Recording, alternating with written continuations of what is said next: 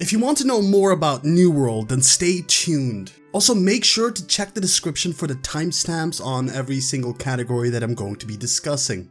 If you don't know what New World is, don't worry. New World is an open world MMO. It's one seamless open area that features different kinds of biomes, and they look pretty crazy so far. From what I've seen, the world looks beautiful and lived in. It is set in an alternate version of the 17th century set on an island called Eternum. A place of myths, danger and adventure, New World brings a lot of unique ideas to the MMO genre. I'm not even sure if we can really call it an MMO, sort of.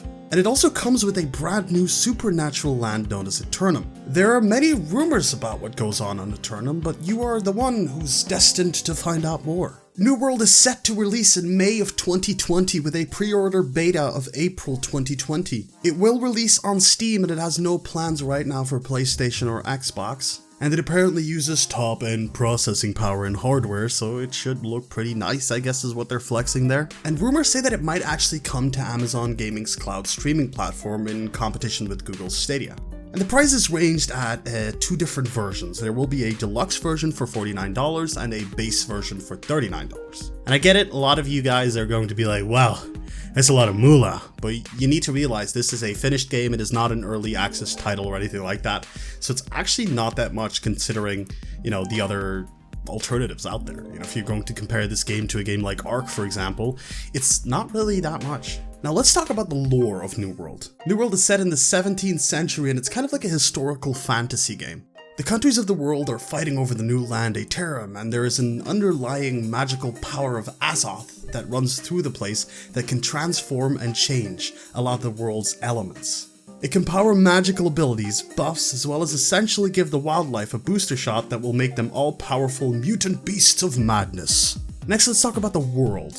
Now, although it's seamless, I don't really know if it's going to be small scale like Ark or Rust or 7 Days to Die, or large like a game like BDO. I've also noticed that they don't use the word survival in their advertising anymore, and I've also actually seen a bunch of other YouTubers also mention that, so I don't think I'm the only one. They used to use the words New World Survival MMO as a tagline, but now it's just New World MMO. And quite honestly, that excites me even more. The idea of an MMO hybrid with survival elements, but still they kind of cling more to the word MMO than survival is kind of exciting for me. As you grow and become more powerful, you will see the island of Aeterum push back. NPCs will give you a run for your money.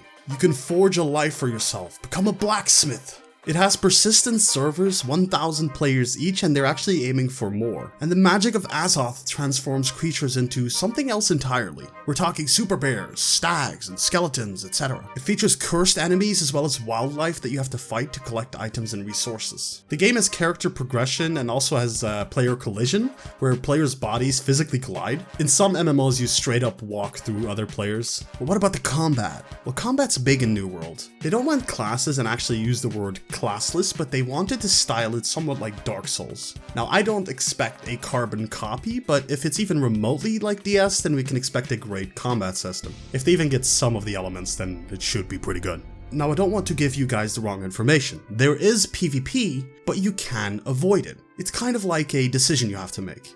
I've also heard mention of a 50v50 PvP mode sort of kind of thing. Now, don't quote me on that, I don't know too much about this. And the developers have said that levels will give you more power, but people with skill and or good aim can still take out others with higher levels than them. So if you're a level 20 with a sword, you might still be able to take out a level 30 with a spear just because, you're better. Makes sense. Your class customization will mainly come from your weapons, armor, and your attributes. And there will be weapon quick slots so you can swap instantly from the different types of weapons, range, melee, or magical. PvP is almost like an activity. One, for example, is territory control. You get your character, gather resources, group up, and you go into certain territories and battle for control of these areas that I'm gonna call settlements. They also state that the game adapts to how you are playing and how well you are playing, and Aeterum will not make it easy on you. And a big thing for all of you, FaZe clan wannabes out there are companies, aka clans. It's called companies here, just kind of like Atlas and other MMOs. And a bit like other MMOs, you can set taxes for when other players want to build on your land, but players can also join up with the enemy to attack you. There are certain times when they can do this though, they can't do it 24/7, but we'll get to that later. You can also set crafting fees on this land, and the battle times that I just mentioned will be marked where other companies come in to take over these settlements. So we will receive more information on this later, but I'm expecting that to kind of be something like For Honor, where you would have the faction events and then you could kind of see, you know, the power and everything like that. I don't know if it's going to be in-game or in main menu, but I'm expecting something like that. With that said, similar to For Honor, there are player factions. This is in order to negate a certain company of becoming far too powerful. With such a high emphasis on players, there's obviously a player-run economy. You can actually choose how to upgrade settlements that you've taken. It should also be quite easy to join clans. But besides this, there's also 5-player group content for high-value resources. I'm thinking, for example, of the magical Azoth resource locations, with souped-up big enemies for you to fight with groups of players. And once you have a company and a settlement, it's not just other companies and factions attacking you, but also the NPCs of the game might attempt to invade you as well, and you'll have to stop them. As one of the developers said himself, the things in the woods, they'll come for you. It does actually have a strong emphasis on player housing though. Every player settlement will have houses in it that you as a player can buy. You then have to pay taxes to the settlement, but then you have a place you can go to, decorate inside of the house. It has a garden, you'll be able to buy or craft furniture, you can hang up trophies of things that you've fought or killed, and you can even get certain things that give you certain buffs. Now let's talk about quests.